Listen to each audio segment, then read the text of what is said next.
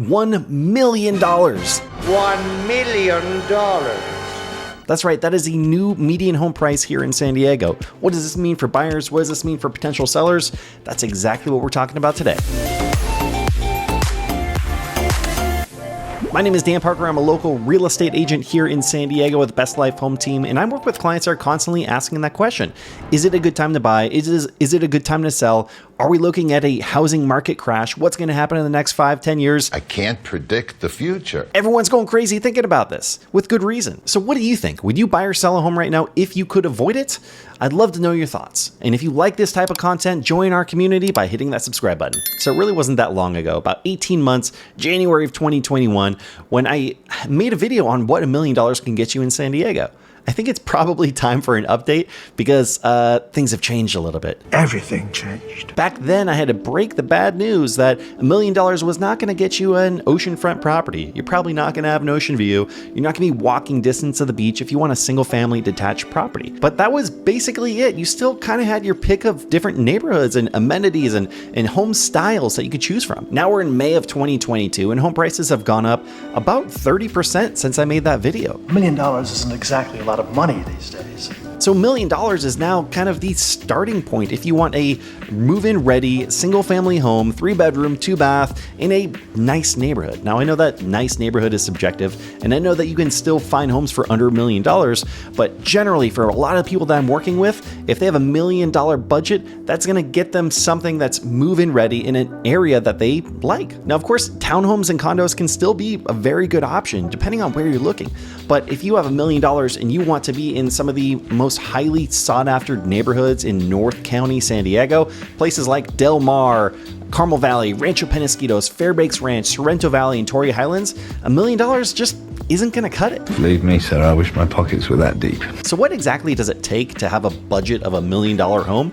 Here in San Diego or elsewhere, we're just looking at the current interest rates based on how much money you're making and how much money you have to put down on a house. Now, of course, there are a lot of variables that come into play here. And if you really want a specific to you, personalized, experience and budget based on your specific situation, then you should talk to your lender, you should talk to your bank and have them dial everything in, figure out what your credit is, how much debt you have, how much money you make, how much money you have to put for a down payment. But if we're generalizing and we're just looking at general budget based on how much you need to make to afford $1 million home, we're looking at a $200,000 household income with a 20% down payment. So a $200,000 down payment, $200,000 household income per year. Too rich for my blood. So if you're looking at a household income of $100,000 or $150,000, you're probably going to have a pretty hard time qualifying for a $1 million home, and you might want to look more into maybe some other various neighborhoods where you can still find some single-family homes at $800,000 to $900,000, or look at the attached properties, the condos, the townhomes that are available all throughout the county. Sometimes it's good just to get your foot in the door so that you can eventually build some equity, ratchet up to the next property. That's how a lot of people are in situations where they can afford the $1 million homes because they had a property, their property value has risen so much over the last 5 to 10 years. Now they could utilize a lot of that equity to buy their next property. So this leads me to the next question. What does this actually mean if you're looking to buy or sell a home here in San Diego right now? And of course, if you want a personalized approach for buying or selling here in San Diego, my team and I would love to help. Just shoot us an email over at info@bestlifehometeam.com. So like I've mentioned in some of my previous videos, the market is changing. There's no doubt the market is starting to change. Interest rates have gone up so much. There are fewer buyers out there. There is less demand at a time of year where more homes are starting to hit the market. But you have to know that this is not a light switch change. This is something that has slowly been happening over time. It's something that we're experiencing with a lot of my clients, that we're still having to put in a significant amount of money over asking for the properties that are really competitive. Now, there are properties out there, we're finally starting to see those properties that are sitting on the market 1, 2, 3 weeks, which is just crazy for what we've experienced for the last few years. It's nice to see that finally starting to happen. Some price adjustments, some prices starting to come down on houses. But as a whole, the homes that are the most competitive are still really competitive. To give you an example, I have some clients who just got an offer accepted. The house was listed at $850,000, and we had to put a $1 million offer in to get our offer accepted. And we weren't even the highest priced offer. There was an offer that was ahead of ours. How'd you pull that off? We were kind of able to finagle this one a little bit and get our offer accepted over a higher offer, but still $150,000 over asking at a time when we expected the market to start cooling down. So interest rates are expected to continue to rise, and the market, we all believe, we all are starting to see is starting to cool. So it should continue cooling throughout the course of this year. But, and I feel like I'm a broken record here because I say this all the time, this is an inventory issue. We have about 2,000 homes for sale. Not 2,000 homes for sale, but we need about 20,000 homes for sale. That's the active inventory that we need for it to get anywhere near a seller's market. So for that to happen, we need a significant change based on where we're at right now. A little bit of cooling, a little bit less demand, a little bit more supply is not going to be a situation where we're going to see home prices drop significantly. It's just not going to happen. That is what they're waiting for. So if you are considering buying a home right now, this could be a potentially very good situation.